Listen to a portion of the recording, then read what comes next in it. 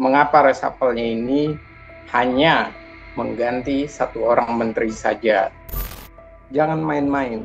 Kalau mengecewakan masyarakat bisa disingkirkan sesuai dengan apa keinginan masyarakat.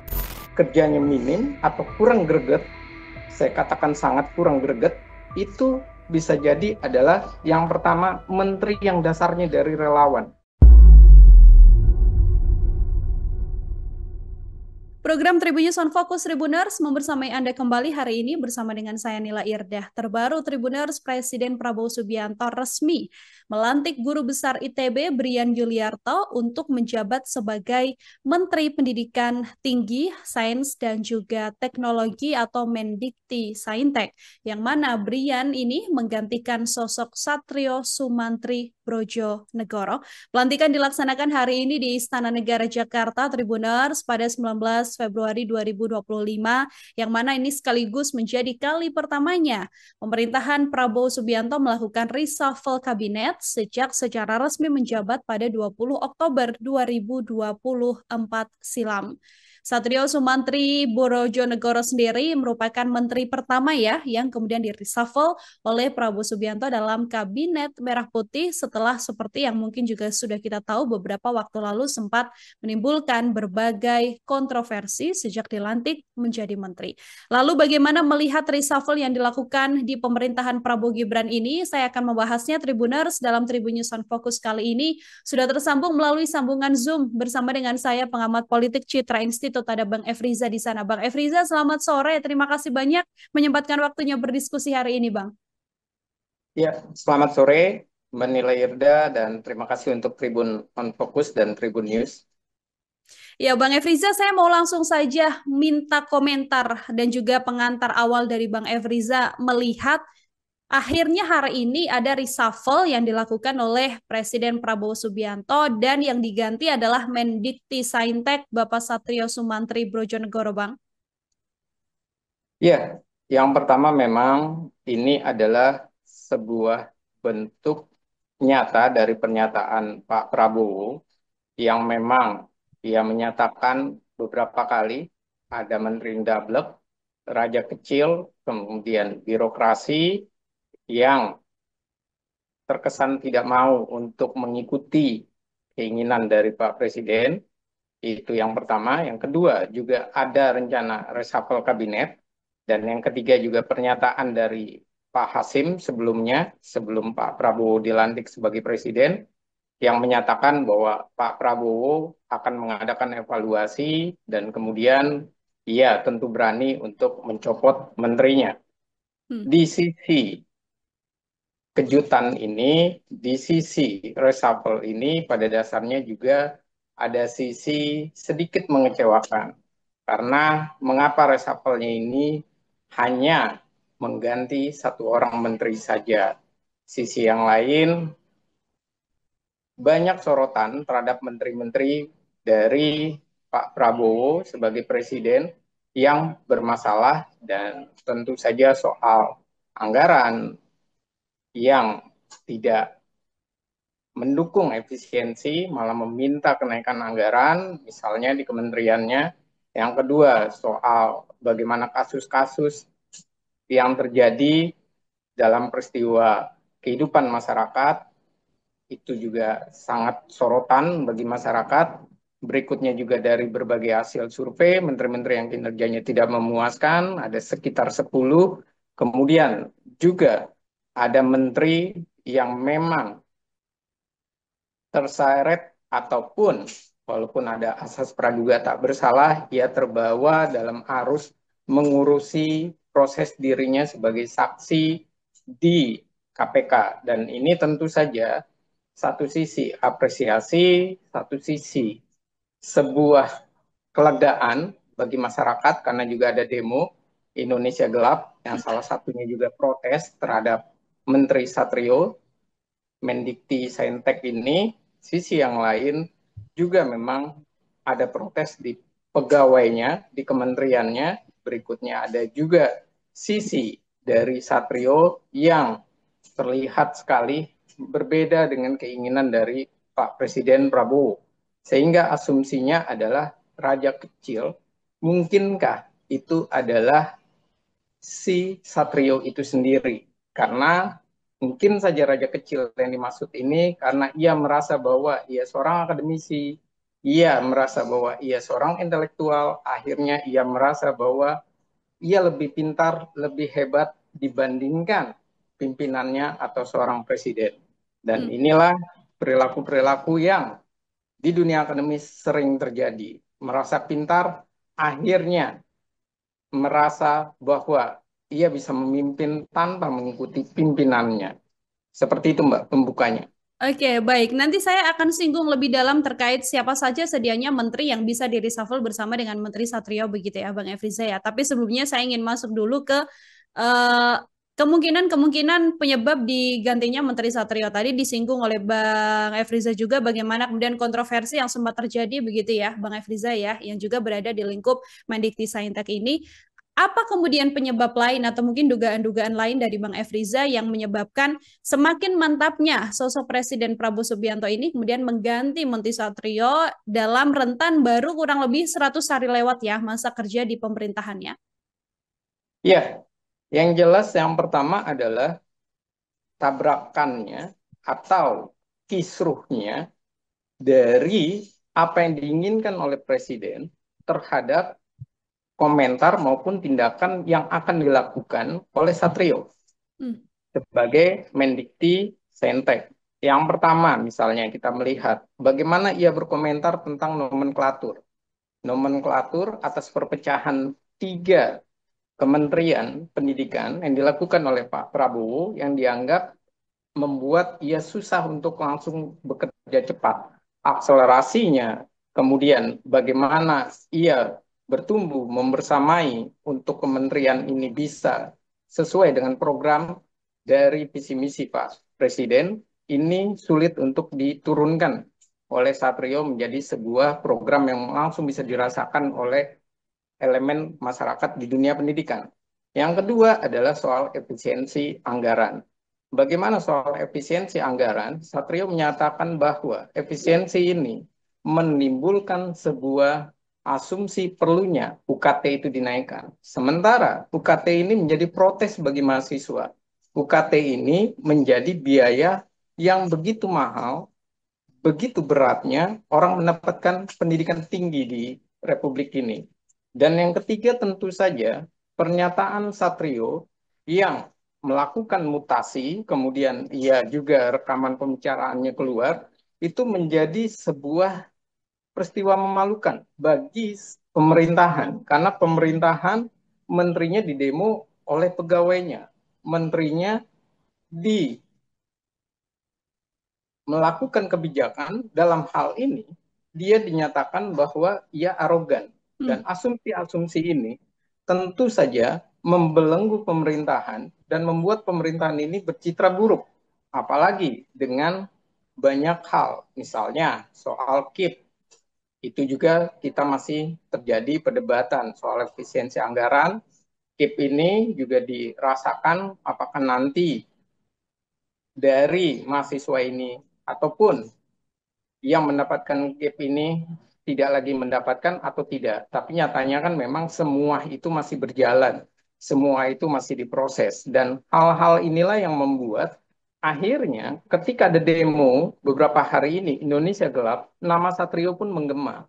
Dan saya rasa bisa diasumsikan ada dua hal yang menyelimuti dari Pak Prabowo. Yang pertama adalah soal bagaimana pernyataan nomenklatur dia dipersoalkan. Hmm. Artinya, Presiden Prabowo dalam memimpin dipersoalkan kemampuan memimpinnya, kemampuan merancang apa yang ingin dibentuk dalam kabinetnya. Yang kedua, Satrio ini secara otomatis juga membuat dunia pendidikan di Indonesia menjadi dunia pendidikan yang semakin mahal, penuh dengan dinamika karut-marut di Republik ini. Dan yang ketiga adalah demo itu sendiri. Demo itu sendiri juga merangsang Pak Prabowo menyatakan bahwa sudah, bisa dikatakan sudah menjadi raja kecil, membuat citra pemerintah atau citra presiden sendiri khususnya begitu tidak baik di mata orang-orang karena melihat pernyataan-pernyataan dari Satrio sebagai orang akademisi yang malah mengkritik pimpinannya, dan sisi terakhir adalah citra ini semakin buruk dengan adanya demo itu sendiri. Hmm. Dan ini tentu saja menciptakan keresahan di masyarakat. Efisiensi anggaran menjadikan Indonesia gelap. Gelap dalam pendidikan, gelap dalam kesejahteraan, dan ini tentu saja tidak sesuai dengan keinginan Prabowo sebagai presiden yang berpihak kepada masyarakat. Jadi saya rasa hal ini sudah ditimang, sudah diproses, dan sudah dipelajari dengan seksama oleh Prabowo, dan tentu saja atas masukan juga dari Menteri Keuangan misalnya, melihat atau berbicara soal efisiensi yang tidak akan mengganggu dunia pendidikan. Kalau kita melihat sosok yang kemudian menggantinya, Bang Efriza, ini kan yang mengganti adalah Brian Yuliarto yang merupakan guru besar dari ITB begitu ya. Kalau dari latar belakang sendiri, kemudian kesesuaian untuk bisa mengganti jabatan yang sebelumnya diemban oleh Satrio Brojonegoro ini, apakah menurut Bang Efriza ini juga sudah cukup ideal dengan sosok menteri yang diganti dan diisi oleh Brian Yuliarto ini, Bang? Iya, kalau melihat track recordnya, ini tentu saja Pak Prabowo menginginkan dari sains dan teknologinya untuk perguruan tinggi, untuk pendidikan tinggi, untuk masyarakat lebih maju. Dan ini terlihat dari rekam jejaknya, baik Hmm. S1 S2-nya yang memang mengenyam di Tokyo, kemudian penghargaan-penghargaannya yang didapatkan dari Habibie, kemudian dalam hal ini Habibie adalah institusinya ya, bukan nama Pak Presiden Habibie, bukan seperti itu. Nah, ini yang pertama. Yang kedua juga penghargaan internasional. Yang ketiga juga bagaimana keterlibatan ia dalam memahami teknologi dan menggunakan berbagai metode-metode teknologi yang memang terlihat sekali konsentrasinya adalah sains dan teknologi. Dan begitu juga reputasi ITB-nya itu juga yang dibawa. Dan ini tentu saja ada harapan yang disematkan oleh Presiden Prabowo terhadap menteri yang baru dilantik ini. Dan tentu harapan dari ini adalah bukan sekedar UKT, bukan sekedar bagaimana kemudian pegawai-pegawai ini kompak, tapi juga punya visi besar Pak Prabowo yang ingin memajukan sains dan teknologi. Nah, ini rasa-rasanya yang diemban, yang menjadi alasan dari proses reshuffle ini. Oke, dari Menteri Satrio kemudian digantikan oleh sosok Brian ya, Brian Yuliarto yang merupakan guru besar dari ITB. Bang Efriza, kalau melihat reshuffle yang kemudian dilakukan oleh Presiden Prabowo Subianto ini, apakah kemudian sekaligus menjadi tanda ataupun peringatan juga sedianya bagi sejumlah menteri lain yang belakangan memang juga sudah melakukan atau membuat kontroversi agar berhenti dan tidak berulah lagi, Bang? Iya, kalau melihat kemungkinan itu sangat besar sekali. Dan yang patut diperhitungkan, yang patut ditanamkan di dalam diri para menterinya Pak Prabowo, yang pertama adalah bekerja untuk rakyat. Hmm. Yang kedua adalah keberpihakan dalam kebijakan untuk rakyatnya. Dan yang ketiga adalah jangan lupakan bahwa Pak Prabowo ini adalah sosok pemimpin yang memang mengutamakan suara rakyatnya. Dan ini memang kebetulan sekali, entah kebetulan, memang ini juga untuk menjawab dari demonstrasi Indonesia Gelap, yang salah satunya meminta kepada Prabowo sebagai presiden untuk mencopot Mendikti Saintek Satrio. Dan ini tentu saja ada pesan yang disampaikan oleh Pak Prabowo yang tiba-tiba melakukan sebuah reshuffle, dan reshuffle itu hanya satu orang, kebetulan satu orang itu juga mencuat dalam demonstrasi itu, dan ini adalah pesannya apa? Bahwa Prabowo ingin menteri-menterinya bekerja berpihak kepada masyarakat. Dan bahwa yang kedua, rakyat ini berhak untuk mengontrol, mengevaluasi para menterinya, dan bisa disetujui oleh Pak Presiden Prabowo. Dan ini juga yang mungkin disinyalir yang menjadikan Pak Presiden Prabowo hanya mencopot satu orang, melakukan reshuffle satu orang, yang suatu hal yang di luar kebiasaan para presiden sebelumnya.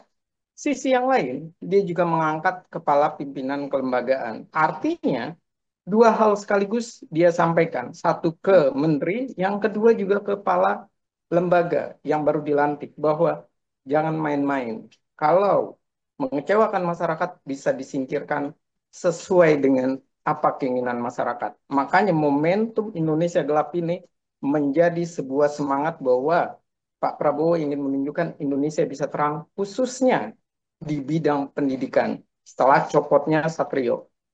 Oke, ada salah satu sinyal kuat bagaimana ada pembaruan ya yang ingin dilakukan oleh Presiden Prabowo Subianto. Tadi di awal Bang Efriza sempat menyinggung sedianya tidak hanya Menteri Satrio atau Satrio Brojonegoro saja, tapi ada beberapa menteri juga yang seharusnya juga bisa masuk dalam list orang-orang yang harus di-reshuffle oleh Presiden Prabowo. Kalau mungkin bisa disebutkan beberapa di antaranya, Bang Efriza pun juga termasuk alasannya begitu ya, mengapa kemudian Menteri satu ini tuh cocok untuk di reshuffle. Siapa saja daftarnya kalau dari analisa Bang Efriza? Ya, kalau dari analisa saya memang sekitar 3 menteri itu memang layak. Alasannya itu dasar-dasarnya memang berbeda. Kalau yang pertama yang begitu layak adalah jelas ini terkait dengan Menteri SDM, Bahlil.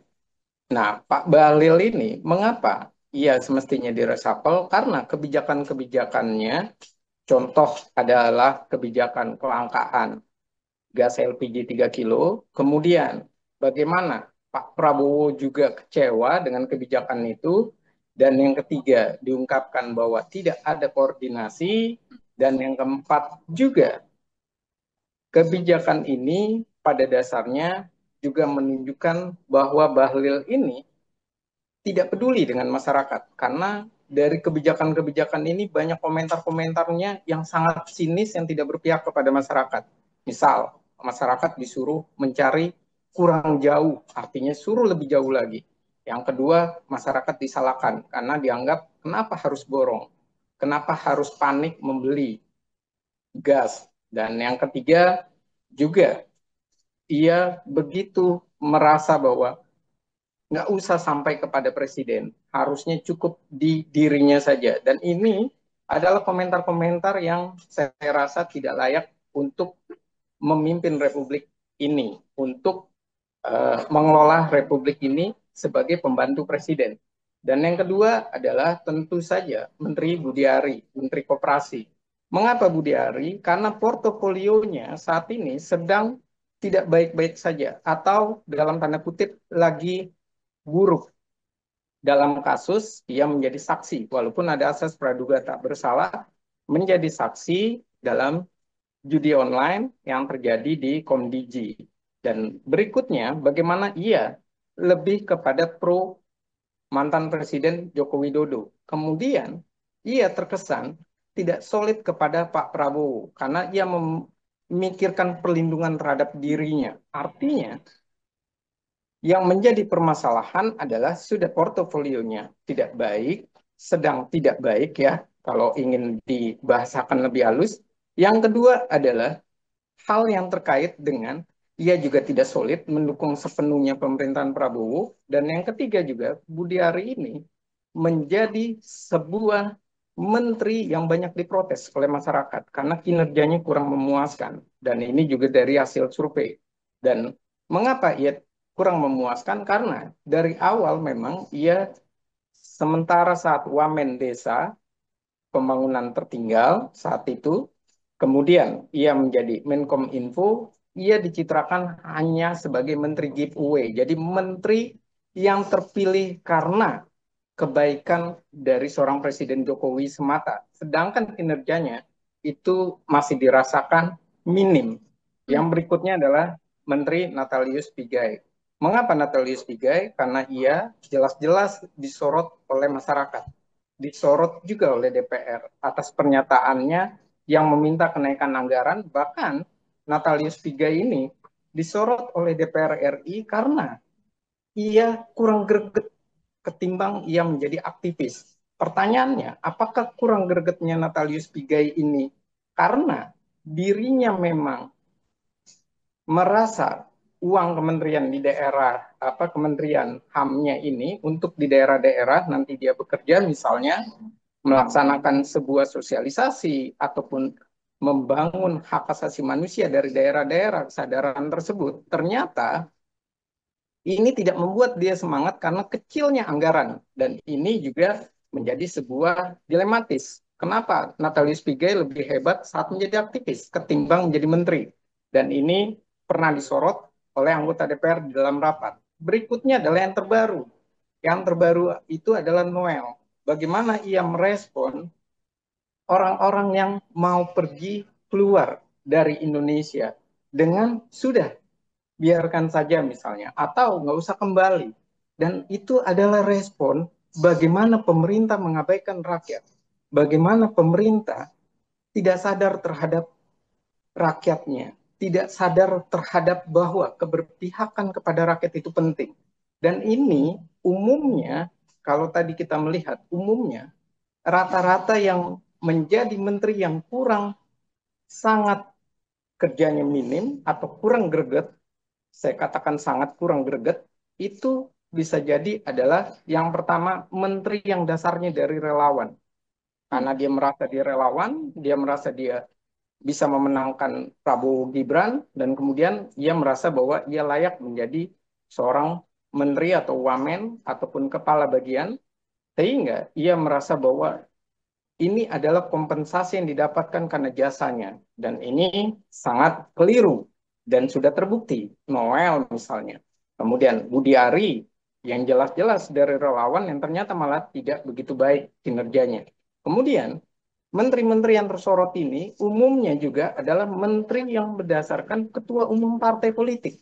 Menjadi permasalahan karena kepentingan mana yang diperjuangkan? Jangan-jangan bukan kepentingan rakyat yang diperjuangkannya, tapi kepentingan partainya semata. Bukan juga menerjemahkan kepentingan dari visi misi presiden. Karena itulah presiden selalu berusaha melakukan konsolidasi dan mungkin saja ide koalisi permanen itu untuk menjelaskan kepada para menterinya supaya menterinya itu loyal, solid bersama beliau untuk mendukung pemerintahannya dan untuk berpihak kepada masyarakat.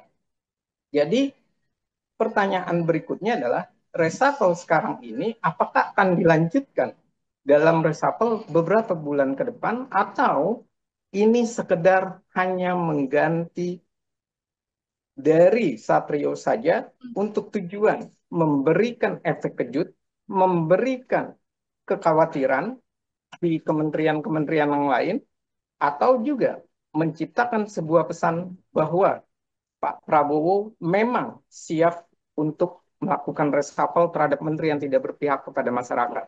Hmm. Oke, ada beberapa menteri, Menteri SDM diantaranya Menteri Koperasi Budi Ari, kemudian Wamenakar begitu ya, Emmanuel Ebenezer dan juga Natalius Pigai. Kalau kita lihat tiga di antaranya ini kan memang berasal dari relawan dan juga ada yang juga merupakan ketua umum partai begitu ya, Bang Efri Zaya. Kalau kita melihat sosok Satrio sendiri ini kan profesional yang kemudian oleh Pak Prabowo di reshuffle digantikan juga oleh tokoh profesional. Apakah kemudian reshuffle ini juga akan sama ketika menteri-menterinya ini adalah menteri yang merupakan relawan ataupun ketua umum partai? Karena kan hitung-hitungannya tidak hanya profesional yang digantikan oleh profesional saja ya, Bang Efriza ya, karena ada hitungan koalisi dan lain sebagainya. Apakah juga kemudian mungkin Pak Presiden melakukan reshuffle ini terhadap menteri-menteri yang punya keterikatan secara politis yang juga cukup kuat? Iya, kalau mempertanyakan hal tersebut, saya yakin tentu Pak Presiden memikirkan hal tersebut. Yang paling posisinya paling kuat adalah menteri yang terkait dengan partai politik, kemungkinan besar dilantiknya adalah dari partai politik. Cuma posisinya saja mungkin digeser. Itu yang terjadi.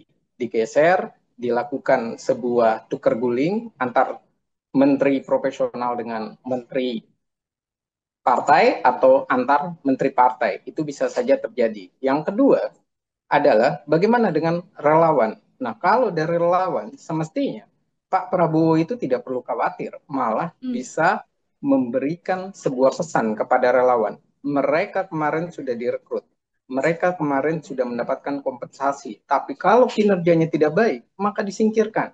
Dicari relawan yang baru, atau dicari dari relawan-relawan yang mungkin saja mereka dapatnya cuma di komisaris, kemudian di duta besar, kemudian ditarik untuk masuk di dalam kementeriannya. Kalau tidak, diangkat yang benar-benar profesional. Tapi sekali lagi, untuk melakukan reshuffle, Pak Prabowo harus punya jelasan, menjelaskan, harus punya penjelasan terhadap apakah menteri-menterinya yang ditarik, yang dilakukan reshuffle ini adalah satu, untuk kembali melakukan visi misinya yang sebelumnya, atau yang kedua, visi misi yang sebelumnya tapi punya prioritas Hmm. yang sangat ditekankan. Misalnya, memang Menteri Dikti Saintek waktu itu Satrio, tapi saya melihat tugas dari Brian ini beda dengan Satrio. Brian ini karena dari rekamnya lebih kepada Saintek. Artinya, Pak Prabowo memprioritaskan kepada sains dan teknologi yang harus diwujudkan oleh Brian. Dan ini artinya ada suatu hal yang berbeda dengan Satrio yang saat itu dilepaskan saja tanpa penjelasan apa yang diprioritaskan. Jadi soal relawan ini saya rasa sudah waktunya. Kalau memang tidak baik, singkirkan saja, ganti dengan yang profesional. Karena rakyat Indonesia itu banyak, rakyat Indonesia yang pintar itu banyak, yang hebat itu banyak, yang jujur juga banyak.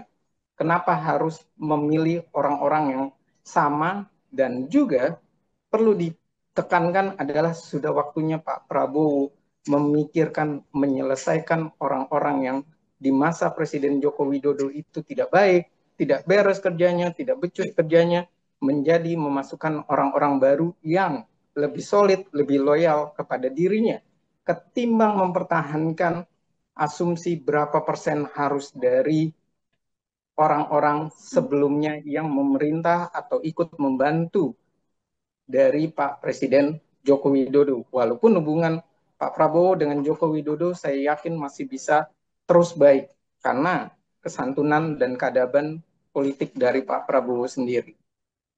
Terakhir dari saya, Bang Efriza, ini kan menjadi salah satu pesan kuat bahwa kalau menteri ada yang macam-macam, yang tidak sesuai dengan keinginan presiden akan di reshuffle begitu ya.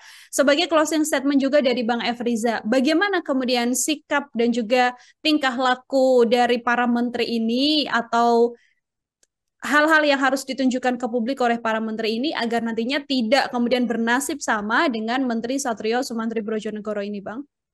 Iya, hal yang perlu dilakukan oleh menteri-menterinya yang pertama adalah jelas mengikuti arahan dari Pak Presiden.